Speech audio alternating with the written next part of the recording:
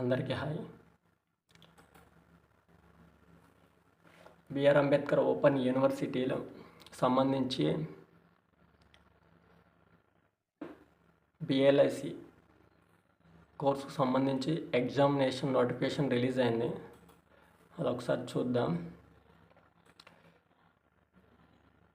ఈ నోటిఫికేషన్ వచ్చేసి 15th మేన release చేశారు.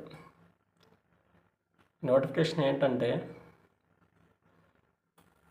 2023-24 బ్యాచ్ అండ్ 2024-25 బ్యాచ్.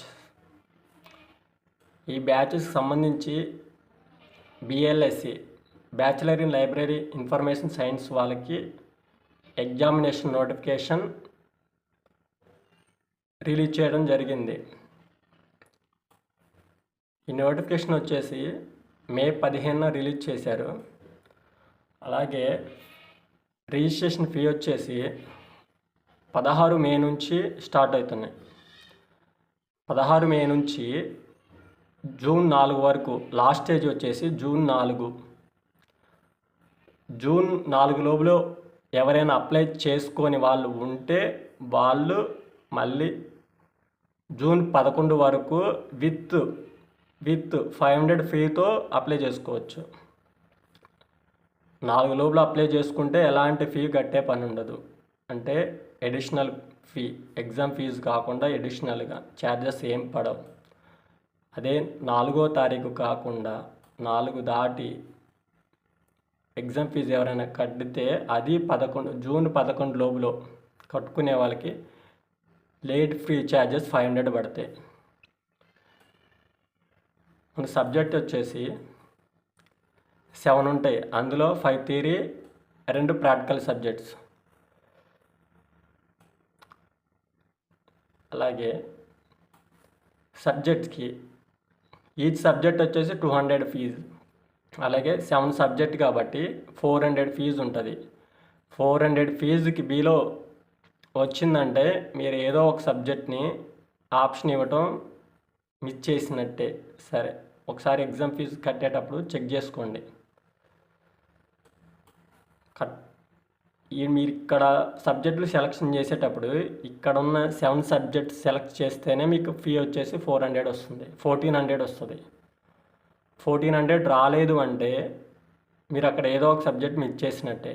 సో ఒకసారి ఇక్కడ వెరిఫై చేసుకోండి అన్ని సబ్జెక్టులు క్లిక్ ఇస్తున్నామా లేదనేది. అలాగే ఇక్కడ ఎగ్జామ్ డేట్స్ వచ్చేసి 12 జూలై 2025, 12 జూలై 2025 నుంచి ఓన్లీ ఈ థియరీ వరకే 16 జూలై 2025 వరకు కండక్ట్ చేస్తున్నారు. ఇంకా పోతే ప్రాక్టికల్స్ ఉన్నాయి. లైబ్రరీ క్లాసిఫికేషన్ థియరీ అండ్ అదే థియరీ ఉంటుంది, ప్రాక్టీస్ ఉంటుంది. అలాగే బేసిక్ కంప్యూటర్ స్కిల్స్ ప్రాక్టికల్. ఈ 2 సబ్జెక్టులకి యూనివర్సిటీ వాళ్ళు షెడ్యూల్ ఇస్తారు. వాళ్ళు ఎప్పుడు ఏ డేట్ని ఇస్తే ఆ డేట్ను బ్యాచ్ వైజ్గా ఇస్తారు. ఆ డేట్ను అటెండ్ అవ్వాల్సి వస్తుంది. మనకి ఎగ్జామ్ సెంటర్స్ వచ్చేసి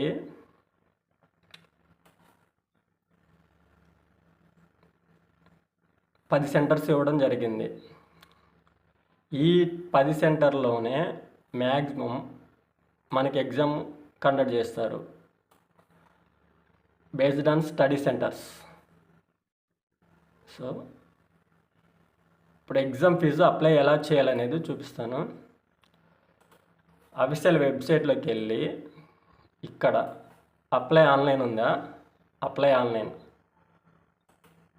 ఆన్లైన్ కొట్టి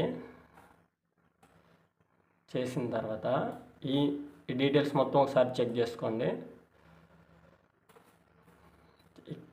అంతా చెక్ చేసుకున్న తర్వాత ఐ అగ్రి కొట్టిన తర్వాత నెక్స్ట్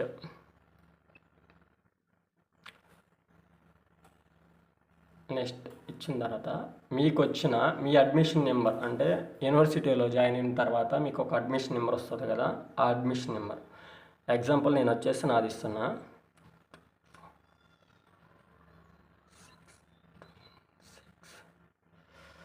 తర్వాత మీ రిజిస్టర్ మొబైల్ నెంబర్,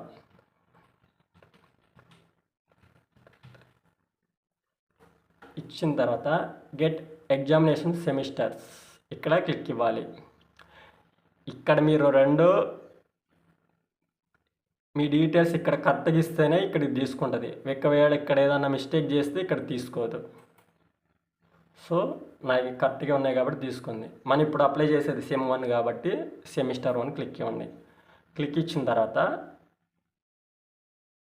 సబ్మిట్ పట్టిన తర్వాత ఇలా వస్తుంది. సో ఇంకా ఫొటోస్ ఎవరి అప్డేట్ అవ్వలేదు, అందువల్ల డిస్ప్లేలో మన ఫోటో చూపించలేదు. Maybe coming as possible update అయితే.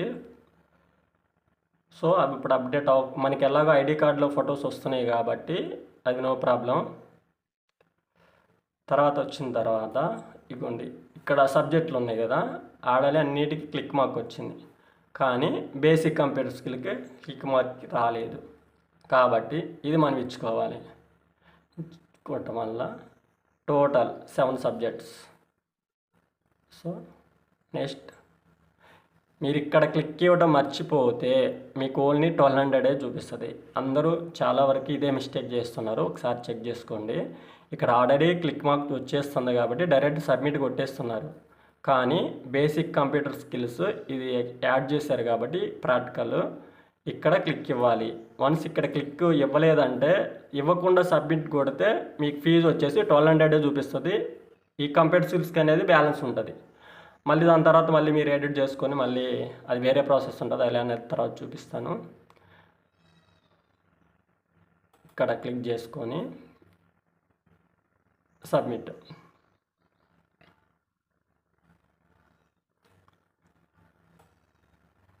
కొట్టారు కదా,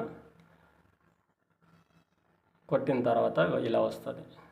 ఇలా వస్తే ఫీజు వచ్చేసి 1400 ఫీజు వచ్చేసింది. దీన్ని సేవ్ చేసుకోండి, అంటే ప్రింట్ అప్లికేషన్ చేసుకున్న తర్వాత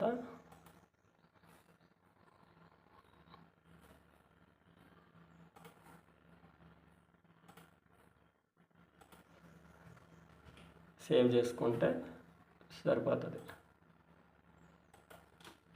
నేను వచ్చేసి నా నేమ్ పెట్టుకొని సేవ్ చేస్తున్నా. Save. So application number already వచ్చేస్తుంది మనకి అప్లికేషన్ నెంబర్ అనేది ఎప్పటికప్పుడు మారుతూ ఉంటుంది, ఎప్పుడూ ఒకటే ఉండదు. ఓన్లీ అడ్మిషన్ నెంబర్ అనేది మనకి ఎప్పుడూ పర్మనెంట్గా ఉంటుంది. తప్పితే అప్లికేషన్ నెంబర్ అనేది ఏ అప్లికేషన్కి ఆ నెంబరే వస్తుంది. సో అదొకటి చూసుకోగలరు. తర్వాత ఇప్పుడు అప్లికేషన్ నెంబర్ వచ్చేసింది. ఇప్పుడు మనం పేమెంట్ చేయాలంటే same as it is back వెళ్ళిన తర్వాత ఒకవేళ మీరు ఇందాక చెప్పే కదా ప్రాక్టికల్ అది కంప్యూటర్ది ఏమన్నా సబ్జెక్ట్ అది క్లిక్ ఇవ్వకుండా మీరు సబ్మిట్ కొట్టారనుకోండి, అప్పుడు ఇక్కడ ఇది ఉంది కదా సెకండ్ ఆప్షను, ఇందులోకి వెళ్ళి ఇక్కడ మీ డీటెయిల్స్ ఇచ్చేసి సబ్మిట్ కొట్టేస్తే అక్కడ మళ్ళీ యాడ్ చేసుకోవచ్చు. అది 1200 పేమెంట్ చేయకముందు ఇక్కడ యాడ్ చేసుకోవచ్చు.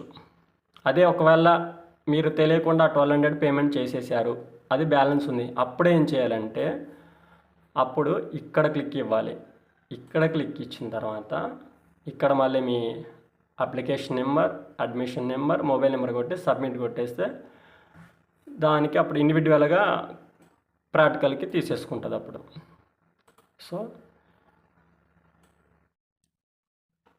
నెక్స్ట్ వచ్చేసి పేమెంట్ ఆప్షన్. మీరు ఒకవేళ అప్లికేషన్ సబ్మిట్ కొట్టంలోనే బ్యాక్ రాకుండా ఉంటే అక్కడే పే చేయొచ్చు. అప్లికేషన్ ప్రింట్ పక్కనే పేమెంట్ అని ఉంటుంది, ఆ ఆప్షన్ ద్వారానే కట్టేయచ్చు.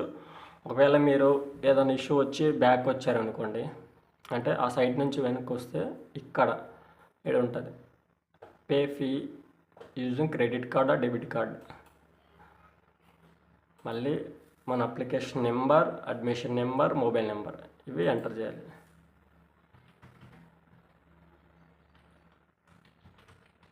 సరే,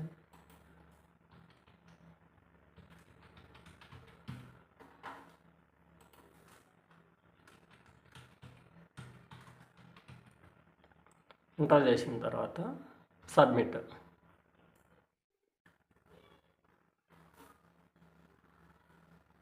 సబ్మిట్ చేయంలోనే ఇలా వస్తుంది. సో ఫీజు వచ్చేసి 1400. ఒకవేళ మీరు ఈ సబ్జెక్ట్లో ఏమైనా మిస్ చేస్తే ఆ ఫీజు లెస్ అవుతుంది. ఈచ్ సబ్జెక్ట్ వచ్చేసి 200 పడుతుంది. So 7 subject 7 to 1400. ఇక్కడ 1400 వస్తేనే మీరు ఆల్ సబ్జెక్టులు క్లిక్ ఇచ్చినట్టు. ఓకేనా? ఇచ్చేటప్పుడు ఒకసారి చూసుకోండి. అది ప్రొసీడ్ ఫర్ పేమెంట్.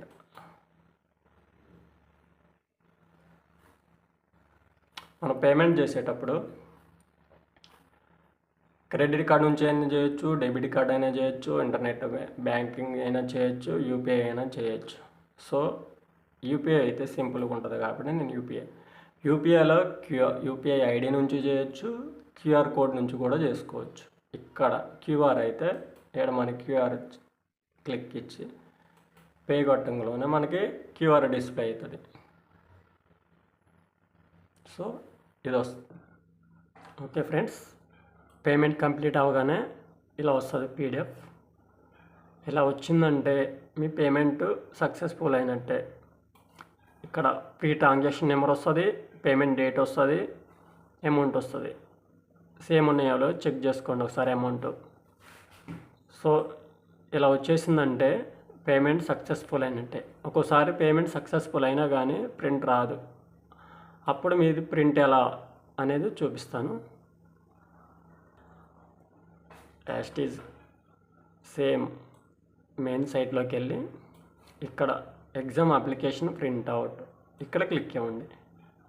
క్లిక్ ఇచ్చిన తర్వాత ఇక్కడ మీ application number, admission number, mobile number. So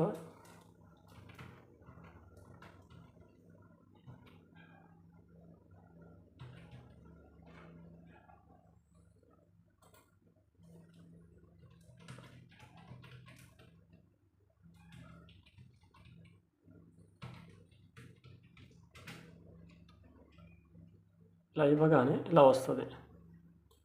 వచ్చిన తర్వాత ప్రింట్ పేమెంట్ రిసిప్ట్. ఓకే వస్తుంది. సేవ్.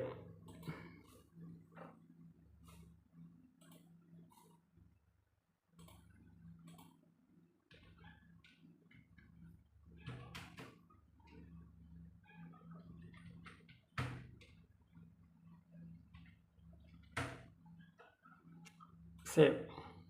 సో ఫ్రెండ్స్, అర్థమైందండి. ఒకవేళ ఏదైనా డౌట్ ఉంటే కామెంట్ బాక్స్లో మీరు కామెంట్ చేయగలరు.